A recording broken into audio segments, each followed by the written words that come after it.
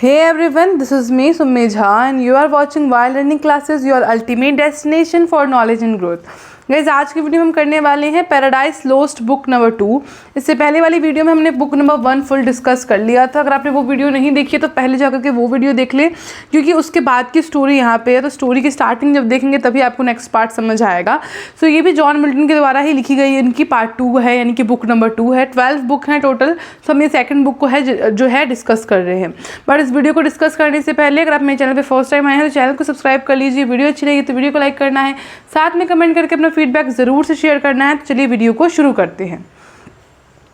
अब यहाँ पे जो हमारे सामने लिखा हुआ है, Saturn has drawn all the fallen angels into a large council in his temple placed on a volcano top. He addresses them to give them courage. After all, he says they need not to fear ever falling again. He asks for suggestion on how best to continue battling heaven. अब क्या होता है, मैंने आपको पिछला part जब हम ख़त्म कर रहे थे, पिछला बुक जब हम ख़त्म कर रहे थे तो मैंने बताया था कि उन सभी जितने भी देव वो दूत थे ना, शैतान थे, सैटर्न के जितने भी साथी थे, सब ने बोनों का रूप लेकर के एक टेम्पल में आकर के वो बैठे थे, जहाँ पे वो चर्चा करेंगे कि किस तरीके से वो भगवान को हरा सकते हैं। तो अब वहीं पर ये लोग बैठे हुए हैं। तो शैतान ने, जो सैटर्न है, उन्होंने सभी गिरे हुए स्वर्गदूतों से, यानी कि जितने भी उनके शैतान थे, स्वर्गदूत में पहले थे, स्वर्गदूत थे, स्वर्ग में रहते थे, बट अब वो कहाँ आ चुके हैं, बहुत नीचे, गिर के नीचे आ चुके हैं। तो सैटर्न ने सभी गिरे हुए स्वर्गदूतों को अपनी ज्वालामुखी के शीर्ष पर बने मंदिर पर बुला लिया है और उन्हें हिम्मत देने के लिए जो है कहा है कि वह कहता है कि उन्हें अब कभी भी गिरने से डरना की ज़रूरत नहीं है, क्योंकि भगवान ने उनको गिराया है स्वर्ग से नरक में। तो वो अब उनको कह रहा है, जितने भी उनके साथी हैं, कि अब तुमको डरने की ज़रूरत नहीं है, गिरने से डरने की ज़रूरत नहीं है। अब ये विचार कर रहे हैं कि स्वर्ग के खिलाफ लड़ाई कैसे जारी रखा जाए, यानी कि गॉड के खिलाफ हम बदला किस तरीके से ले। अब जो मोलोक है वो खड़ा होता है। Moloch stands up and suggest open warfare on the battle field. They have nothing to lose, he says. There is no hell worse than this that God can send them if defeated. Even if God kills them, surely this would be better than living in hell forever. Finally, he says, even if they are defeated, if not, victory is yet revenge. अब जो Moloch है वो खड़ा होता है सबसे पहले सुझाव देने के लिए और खुले युद्ध का सुझाव देता है कि हमको भगवान से, जो गॉड है, उनसे खुलेआम युद्ध करना चाहिए। वे कहता है कि अब उनके पास ऐसे भी खोने के लिए तो कुछ है नहीं। अगर वो हार भी जाते हैं तो नरक से बदतर तो भगवान और कहाँ ही भेजेंगे, क्योंकि भगवान ने हमको नरक में भेज दिया और इससे बदतर तो मुझे लगता ही नहीं है कि कोई और जगह भगवान ने बनाई होगी तो जहाँ ईश्वर हमें भेज सके। तो नरक में तो हम ऐसे भी रह ही रहे हैं, तो क्यों ना हम युद्ध करें खुलेआम। और यहाँ तक कि अगर हम ईश्वर से हार भी जाते हैं या मान लो ईश्वर हमको मार भी देते हैं, तो वह नरक में रहने से बेहतर है कि मर ही जाए, क्योंकि उनको नरक में रहना जो है वो बहुत ज़्यादा डिफ़िकल्ट हो रहा है और नरक से बदतर जगह तो वो हमको भेज नहीं पाएंगे, तो इससे बढ़िया वो हमको मार देंगे। तो नरक में रहने से अच्छा है कि मैं मर ही जाऊँ। अंत में वह कहता है कि भले ही हम जीत ना पाएँ, लेकिन हम जीत नहीं तो कम से कम रिवेंज तो ले ही लेंगे, बदला तो ले ही लेंगे कुछ हद तक। अब ये बात सुनने के बाद जो है बेलियल खड़ा होता है और असहमति, यानी कि डिसएग्रीमेंट करता है, डिसएग्री देता है कि नहीं, ये बात सही नहीं है, असहमति प्रयुक्त करता है। और वो कहता है कि भले ही ईश्वर उन्हें मार सकते हों, लेकिन वो मारेंगे तो नहीं, और साथ में ये संभव भी नहीं है कि नरक से बड़ा बुरा जगह कोई और ना हो। क्या पता नरक से भी बेकार जगह कोई हो, जहाँ पे भी हम रह रहे हैं उससे बदतर जगह हो। It is useless action any way, he says, because God sees everything and would know exactly what they are doing. Belial suggests that they stay in hell and hope that God either relents on the punishment or that they will over time grow used to the nauseous fumes and pain. अब क्या होता है, बेलियल कहता है कि मतलब हो सकता है कि इससे बदतर जगह भी कोई हो, और उसके अलावा यह बेकार है कि हम गॉड से अभी कुछ इस तरीके की योजना बनाए। उनकी योजना पहले से, क्योंकि गॉड जो है वो हर जगह है, हमको उन्होंने नरक में भेजा है, तो उसका मतलब ये नहीं कि वो हमको नरक में नहीं देख रहे हैं। इनफैक्ट हम जो यहाँ बात कर रहे हैं, हम जो सुझाव दे रहे हैं, शायद वो भी वो देख ही रहे हों। तो ईश्वर उनकी सज़ा, इससे बढ़िया हम जो है कुछ समय इंतज़ार करते हैं, क्योंकि ईश्वर सब कुछ देख रहे हैं, उनकी योजना भी वो पहले ही जान लेंगे। तो बेलियल सुझाव देता है कि वे नरक में ही रहें और आशा करें कि जो ईश्वर है वो उनकी सज़ा को कम कर देंगे। नहीं तो अगर हम कुछ समय तक इन तकलीफ़ों को, नरक की तकलीफ़ों को अगर सहेंगे, तो शायद हमको इस पेन की, इस तकलीफ़ की जो एक आदत पड़ जाएगी। अब जो है मेमोन खड़ा हो जाता है इस बात पे और कहता है, says that neither idea is really acceptable, यानी कि आप दोनों का ही आइडिया मुझे तो अच्छा नहीं लग रहा है। Open warfare would be an exercise in fatality, and even if they were allowed back in heaven, is that a place where they want to spend eternity serving? It is better to live in hell, where God's light never interferes. Mammon suggests no war at all, just build a kingdom where they are, and maybe someday they will have a kingdom that will be equal to heavens. अब जो मेमोन है वो कहता है कि आप दोनों का ही बात मुझे सुझाव जो है मुझे अच्छा नहीं लगा। खुला युद्ध करना भी सही बात नहीं है, और अगर वे स्वर्ग में लौट भी जाएं तो क्या हम वहाँ पे चापलूसी करते रहेंगे, लोगों का जो है वो आगे पीछे उनकी सेवा करते रहेंगे? क्योंकि पहले का आइडिया था कि हम वॉर करें, हम डायरेक्ट पंगा लें, तो वो भी सही बात नहीं है। और दूसरा का था कि हम कुछ समय वेट करें, भगवान को अगर हम पे तरस आ जाएगी तो वो हमारी सज़ा कम कर देंगे, विच मीन हमको दोबारा हेल से हेवन में ले आएंगे। तो क्या हम दोबारा हेवन में जा करके उन लोग की सेवा करें? तो मुझे वो भी पसंद नहीं है। बेहतर यही है कि हम नर्क में रहें जहाँ ईश्वर की कोई रोशनी भी नहीं पड़ रही है, तो हमको कोई सेवा चापलूसी करने की भी ज़रूरत नहीं है। और मेमन कहता है कि युद्ध के बजाय हम जो है वो नर्क में एक अच्छा साम्राज्य, एक अच्छा किंगडम बना लें, और ताकि वे जो है वो स्वर्ग के साम्राज्य के बराबर बना लें, यानी कि हम हेल को इतना अच्छा करने की कोशिश करें कि वो स्वर्ग के समान बन जाए, यानी कि हमको कभी हेवन की याद ही ना आए। The crowd cheers at Mammon's speech, और ये सुनने के बाद जितने भी भीड़ थी, यानी जितने भी शैतान थे, सबने उसके लिए जो है तालियाँ बजाईं। अब Beelzebub stands and tell the crowd that this will not do either. वो अब बिल्जेबब खड़ा होता है और वो कहता है कि नहीं ऐसा नहीं चलेगा, इतने हमको बदला लेना है, हमको ये सब चीज़ें नहीं करनी है। There is no place where God does not reason, he reasons even here in hell, though his presence is not seen as easily, so it is silly. He says to talk about war and peace when they will be internally opposed to God and his action and his kingdom, whether they like it or not. War hath determined us.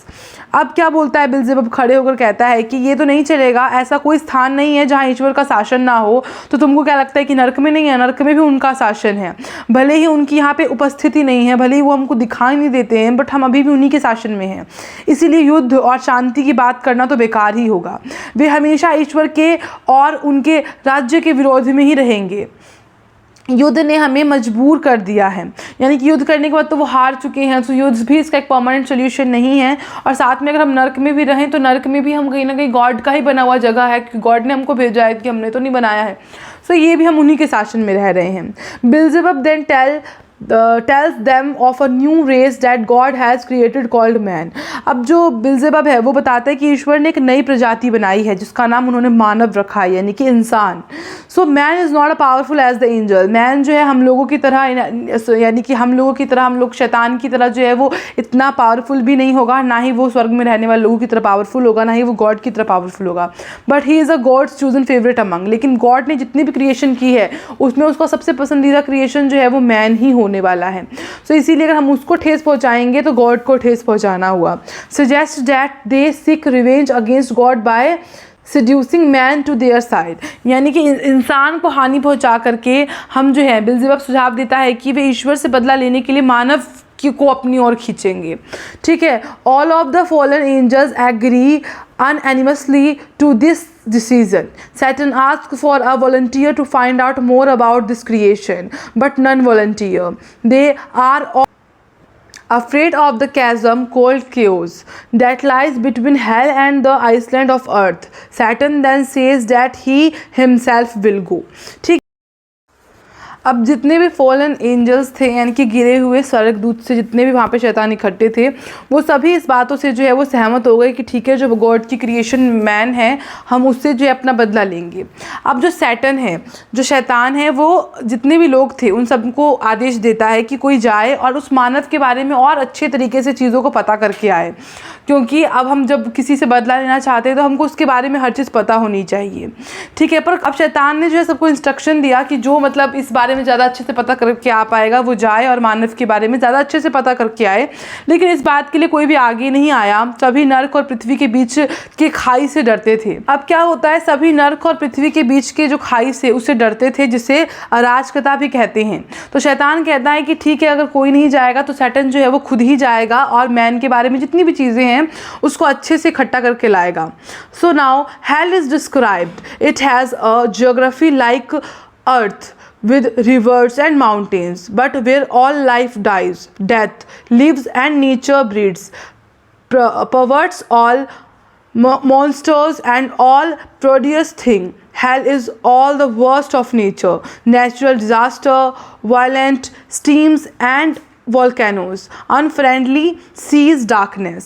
अब hello का मतलब वर्णन किया जाता है कि नरक दिखता कैसा है, नरक होता कैसा है।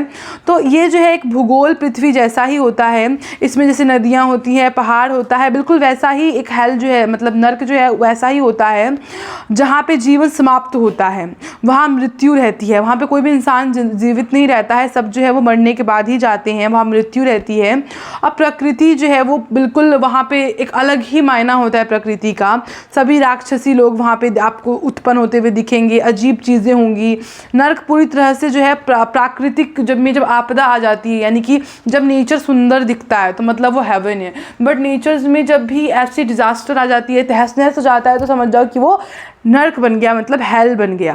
तो वहाँ पे जो है आपदाएं आई होती है, उग्र धाराएं होती है, ज्वालामुखी होता है, सुरक्षित बिल्कुल भी नहीं होता। वहाँ का समुद्र जो है बिल्कुल, लेक जो है बिल्कुल अंगारों से भरा रहता है, आग से भरा रहता है, और चारों तरफ जो है वो अंधकार रहता है, कहीं भी ब्राइटेस्ट रोशनी जैसा कुछ नहीं होता।